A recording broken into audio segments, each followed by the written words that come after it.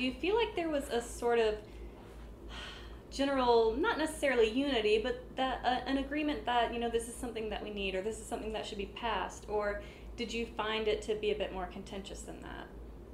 There was not a lot of unity. There was not a lot of consensus, as I recall.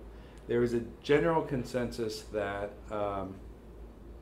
there was sort of a consensus that public waters, that coastal waters were supposed to be held for the public, something called the public trust doctrine you might hear.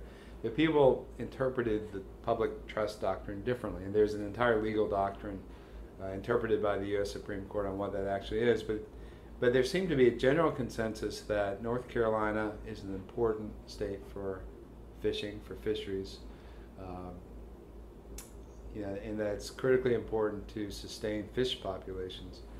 But as I recall, that was about where the agreement broke down. There was a real debate over who was entitled, to those fish, whether somehow commercial fishing got in the way of the public's right to fish. There's a lot of discussion about, from recreational side, that they contribute a lot more to the economy. They spend a lot more money when they go fishing. They catch a lot fewer fish, which is actually not always true. But then, there were people that said commercial fishing is important to non-fishermen because, we're consumers of seafood and we value having local fresh seafood over, say, imported seafood. So there are all these debates going on. But as far as I remember, very little consensus. Environmental groups, and I would say state agencies, were kind of caught in the middle. They tended to agree with both sides on some issues, and so they played a role of trying to bring people together, not always terribly successfully. And then the state, Governor Hunt, said to me and others in the meeting once that I can't remember the numbers, but something like commercial fishing accounts for a very small percentage of the state's economy. But the time I spend on commercial fishing is a huge percentage of my time as governor.